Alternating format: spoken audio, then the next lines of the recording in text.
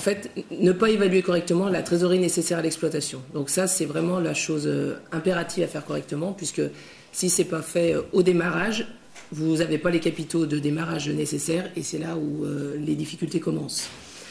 Ce qu'on appelle trésorerie nécessaire à l'exploitation, c'est le fait que quand vous allez démarrer, il faut faire crédit aux clients, il faut avoir du stock. Inversement, les fournisseurs peuvent faire ou ne pas faire crédit. Ouais. Et donc, tout ça, ça implique d'avoir de l'argent, de la trésorerie pour le financer, ce qu'on appelle le besoin en fonds de roulement. Il faut commencer éventuellement à payer des salariés alors qu'on n'a pas commencé à vendre. Voilà. Donc l'autre erreur à ne pas connaître, c'est utiliser sa trésorerie d'exploitation pour financer du long terme. Alors quand on dit du long terme, c'est des investissements. C'est-à-dire qu'il ne faut pas commencer à financer 40 000 euros d'investissement sur de l'activité d'exploitation. On voit aussi des fois des gens qui ont démarré depuis 6 mois. Finalement, ils ont un petit peu de trésorerie, puis ils se disent tiens, j'ai besoin de faire tel investissement, tel véhicule. Je le fais, et puis ils le payent et ils ne demandent même pas d'emprunt à la banque. Du coup, ils puisent dans leur trésorerie, alors même qu'ils vont avoir par la suite des rattrapages de charges sociales. Les charges sociales en particulier. Alors, du coup, ils vont se mettre à nous au niveau de trésorerie, et au moment où ils auront besoin de trésorerie pour payer leurs dépenses, le banquier va leur dire non, il fallait faire la demande avant. Est-ce qu'il faut faire la demande, bien sûr, au moment de l'investissement? Le banquier ne finance pas des rattrapages de charges sociales. Autre erreur, sous-évaluer le stock nécessaire à l'exploitation. On est dans des comités de pilotage et des fois on voit par exemple des magasins qui se créent et qui mettent un stock de 3 000 euros par rapport à une activité. Donc il faut arriver à s'imaginer qu'est-ce qu'on aurait dans les rayons, sur les étagères, en stock, pour avoir quelque chose qui soit bien achalandé et se dire quel est mon niveau de stock raisonnable. On peut pour cela aussi regarder des ratios, les bilans des concurrents.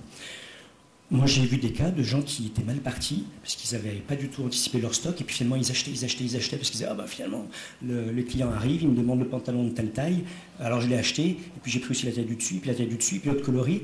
Et alors qu'au départ ils avaient dit allez on part sur un stock de 20 000 euros, finalement ils gèrent mal leurs achats, ils montent à 60 000 euros mais sans avoir mis les financements en place. Donc ils puisent dans leur trésorerie en prenant pour financer ce passage de 20 000 euros de stock à 60 000, c'est 40 000 euros de trous qui se retrouvent après et qui les conduit des fois à des situations dramatiques, surtout s'ils sont d'entreprises individuelles.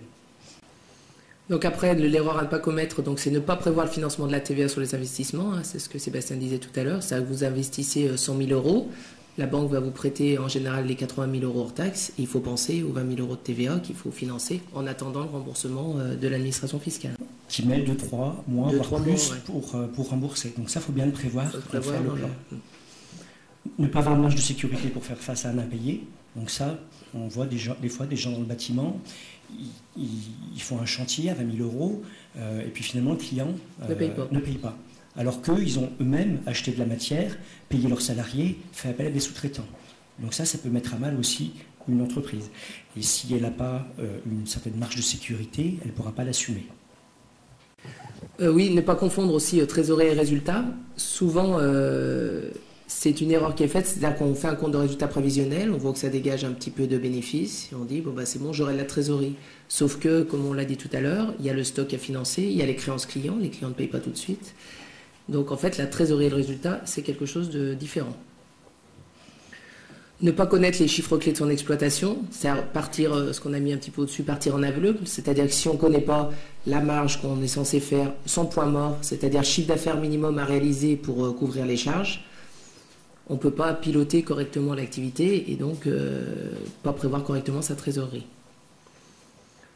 Mal choisir son régime fiscal, social ou juridique. Donc ça encore, ça peut éventuellement grever la trésorerie, en particulier sur la partie sociale, puisque tous les gens qui sont travailleurs non salariés, c'est-à-dire soit gérants majoritaires de SARL, soit entreprises individuelles, les charges sociales sont appelées très tardivement, avec des régularisations parfois importantes. Et donc si ce n'est pas anticipé, ça peut mettre à mal la trésorerie. Ne pas anticiper suffisamment à l'avance les difficultés à venir, c'est un peu la même chose que de ne pas avoir les marges de sécurité pour faire face aux impayés. C'est-à-dire qu'il y a toujours des aléas, donc il faut toujours garder une petite marge de sécurité, à la prévoir en tout cas au démarrage. Voilà. Et puis ne pas voir qu'on n'est pas rentable et laisser se dégrader la trésorerie, ça c'est plutôt sur le suivi de l'activité, c'est-à-dire bien suivre le chiffre d'affaires qu'on réalise, la marge qu'on réalise, avoir des tableaux de bord éventuellement pour avoir un petit peu son résultat en permanence et pouvoir vérifier qu'on est bien dans les clous au niveau de ce qu'on avait prévu. Donc les bons conseils, ce sont les suivants. Bien comprendre son cycle d'exploitation. Ça veut dire qu'il faut connaître ses taux de marge, c'est la part des salaires, ce qui va rester en résultat. Quand on fait 100 € de chiffre d'affaires, qu'est-ce qui reste dans la poche ? Quand on fait 100 €, quand est-ce qu'on va les encaisser ? Quand est-ce qu'on va les payer ? Quel est le nombre de jours de stock ? Tout le cycle d'exploitation, il faut bien le maîtriser pour arriver après à travailler correctement. Bâtir correctement les éléments prévisionnels. Alors ça, il faut le faire au départ, parce que même s'il n'y a pas d'emprunt bancaire à faire, c'est quelque chose qui est pédagogique. Ça va vous permettre de bien maîtriser votre exploitation, de bien tout comprendre les éléments. Des fois, et souvent les difficultés qu'on observe dans les entreprises qu'on suit, c'est celles qui n'ont pas voulu de business plan au départ, parce qu'elles disaient non mais moi j'en ai pas besoin, je n'ai pas besoin d'emprunt bancaire, oui, je ne vais pas en faire. Voilà, j'emprunte pas à la banque, donc c'est pas la peine que je fasse un business plan, ça sert à rien. Et en fait c'est pédagogique, ça a des vertus, ça leur permet de bien comprendre que quand ils font 100 € de chiffre d'affaires, eh ben, ce qu'ils pourront prendre c'est 15 € ou 20 €, parce qu'il y a tout un tas de charges à payer. Donc on fait dans les éléments compte de résultats prévisionnels, ça va donner une idée du résultat qui reste. Le plan de financement, ça va être un petit peu le compte bancaire de l'entreprise, en se disant voilà les rentrées financières, voilà les sorties financières dans les grandes masses, année par année, en disant il y a les investissements, la capacité de financement, on reviendra sur les détails de tout ça. Le bilan prévisionnel, c'est l'équilibre que ça donne au bout d'1 an, 2 ans, 3 ans, pour voir combien les clients nous doivent, combien on doit aux fournisseurs.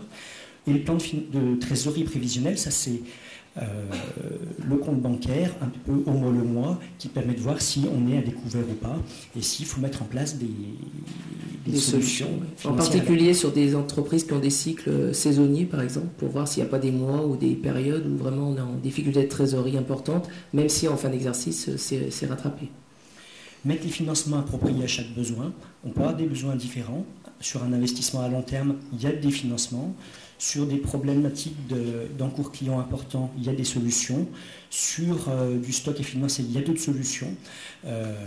Donc on verra tout à l'heure tous ces outils. Suivre sa trésorerie et sa trésorerie prévisionnelle. Donc une fois qu'on est lancé, eh bien, il faut savoir où on est dans sa trésorerie, qu'est-ce qui reste dans le compte, sur le compte bancaire, qu'est-ce qu'il va y avoir à payer, et avoir une vue à 6 mois en gros des grandes échéances, notamment aussi au niveau des charges sociales. Donc maîtriser le besoin en fonds de roulement, c'est ce qu'on a un peu évoqué tout à l'heure, c'est-à-dire le stock, le besoin en stock, l'immobilisation de trésorerie due à ce stock, les créances clients avec les délais qui sont pratiqués dans l'activité et les dettes fournisseurs. Savoir bâtir une relation de confiance avec le banquier. Les banquiers apprécient beaucoup quand les chefs d'entreprise viennent les voir au bout de quelques mois avec des tableaux de bord, une mini-situation. Ils leur disent voilà, j'ai démarré il y a 3 mois, j'en suis là, voici mes difficultés, voici ce qui marche. Comme ça, le banquier il n'est pas surpris.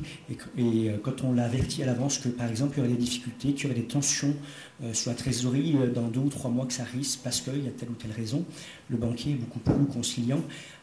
Aussi le voit arriver. Quand il le découvre lui-même pour appeler en disant il manque 10 000 sur votre compte bancaire, il faut faire quelque chose. Voilà, donc savoir trouver les financements. Donc ça c'est pareil, ça se travaille au démarrage, parce qu'il est toujours plus difficile de trouver les financements en activité dans la première année plutôt qu'au démarrage. Alors après, sauf s'il y a des raisons particulières, des investissements qui n'étaient pas prévus, mais en général, il faut bien les trouver au démarrage. Savoir trouver des aides. Alors il existe de nombreux dispositifs. Alors même les aides, c'est un peu la cerise sur le gâteau, parce qu'avant tout, il faut que votre entreprise elle soit rentable. L'aide, c'est le petit bonus qui vient en plus. Ceci dit, il y en a, donc il faut savoir les prendre. Ça améliorera toujours la trésorerie et ça donnera de l'aisance et de la sécurité supplémentaire. Maîtriser sa rentabilité, c'est-à-dire qu'il faut être capable de savoir si on a atteint le bon chiffre d'affaires qui permet d'être rentable, si on est dans les clous. Ça va faire face à une baisse d'activité, ça aussi, ça va l'anticiper en se disant voilà, je fais un business plan sur la base de tel chiffre d'affaires, qu'est-ce qui se passe si c'est 20% en dessous, 10% en dessous, comment je m'ajuste? Voilà, et savoir placer sa trésorerie, donc ça c'est plutôt la bonne chose. C'est assez rare sur les créateurs, parce qu'en général, on n'a pas beaucoup de trésorerie à placer, mais bon, il faut savoir la placer quand il y en a.